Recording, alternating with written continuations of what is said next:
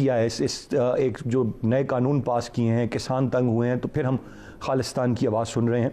और ये अगर वहाँ पर माइनॉरिटीज़ के साथ या हमारी सिख बरादरी के साथ वहाँ पर ज़्यादती है, तो जिस तरह जनरल साहब ने कहा, ये सिर्फ मॉरल सपोर्ट होनी चाहिए हमें, या इसकी बात करनी चाहिए हर फोरम पर, या इससे ज़्यादा भी कुछ करना चाहिए? बिस्मिल्लाहिर्रहमानिर्रहीम, बहुत शुक्रिया। सबसे पहले तो ट्रैक्टरों की गड़गड़ाहट, गोलियों की तड़तड़ाहट और आंसू गैस के शेलों की सनसनाहट से भारत को यौम जनाज़ा जमहूरियत बहुत मुबारक हो। Thank you Modi ji, thank you very much.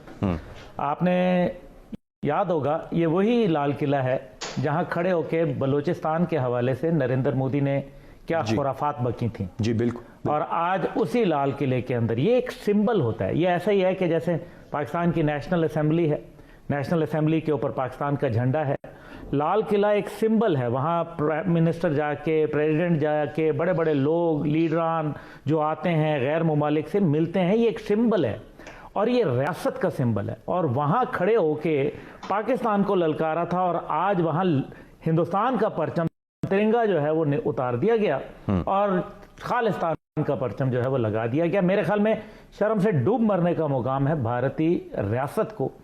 उनको सोचना चाहिए कि वो कौन से अवामिल हैं जिसकी बुनियाद के ऊपर, इस मुकाम के ऊपर तंग आमद बजंग आमद के ऊपर लोगों को ले आए। उन्होंने अला ऐलान कहा और जाके उन्होंने करके दिखाया। ट्रैक्टर जो थे वो घुस गए, पूरे शहर का निज़ाम दरहम भरम हो गया, पुलिस जो है वो फारिग हो गई, पैरामिलिट्री फोर्सेस जो थी वो फारिग हो गई और जो है किसानों को नहीं रोक सके। किस वजह से?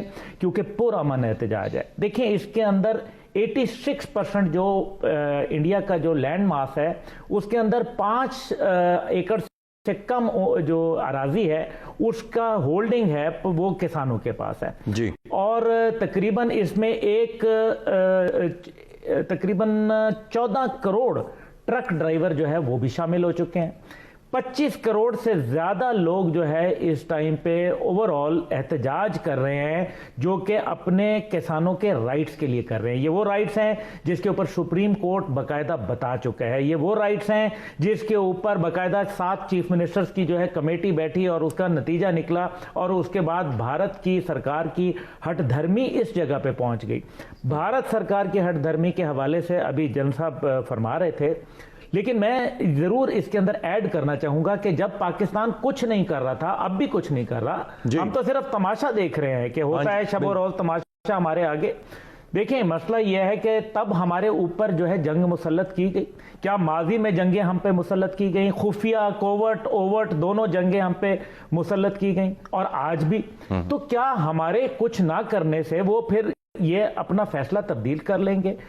चीन के साथ, बांग्लादेश के साथ, भूटान के साथ, नेपाल के साथ, पाकिस्तान के साथ, खुद अपने लोगों के साथ, दलितों के साथ, जनरल साहब ने फरमाया, इसी तरीके से श्रीलंका के साथ भारत के शर से कौन महफूज है? खुद उसके अपने अंदर लोग महफूज नहीं है। देखिए, मुसलमानों का जो उसने बेड़ा गर्क किया, जो क्रिश्चियंस का उसने जबरदस्ती कन्वर्जन शुरू कर दी और जो भारत का ब्राह्मण तबका है उसको फैसिलिटेट करने के तमाम बाकी लोगों को, तमाम बाकी जो 2.5% ब्राह्मण है, 2.5% के अलावा जो भी हिंदू है या वो कोई और अकलियत है, उसको उन्होंने अकलियत में ही तब्दील कर दिया और उसको निशाना बना के सिर्फ ब्राह्मण को खुश करने के लिए। ये तो पुराने देवमालाई वक्तों के अंदर होता था। भारत का ये चेहरा जो सामने आया, अभी आपने जिक्र किया बड़ा उसका अर्नब गोस्वामी का।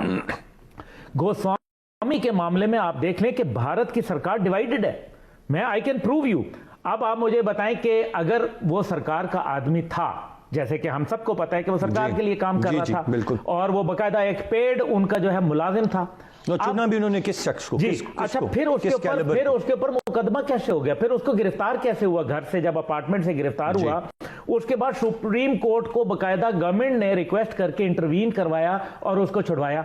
इसका मतलब है कि भारत सरकार के अंदर डिवीजन है। एक वो तबका जो अर्नब गोस्वामी को प्रोटेक्ट करता है और एक वो जो उसको अरेस्ट करवाता है। भारत टूट फूट का शिकार है। ये वही भारत है राइटली सेड, बड़ी तफसील से हमारे लिए बलूचिस्तान में खड़े होके इसने आजाद बलोचिस्तान के इसी लाल किले पे जो है आवाज कसी थी। जी। आज भारत का वो लाल किले पे अपना परचम उतर गया। आज अपना जो है उनका ब्रेक की जाने मुझे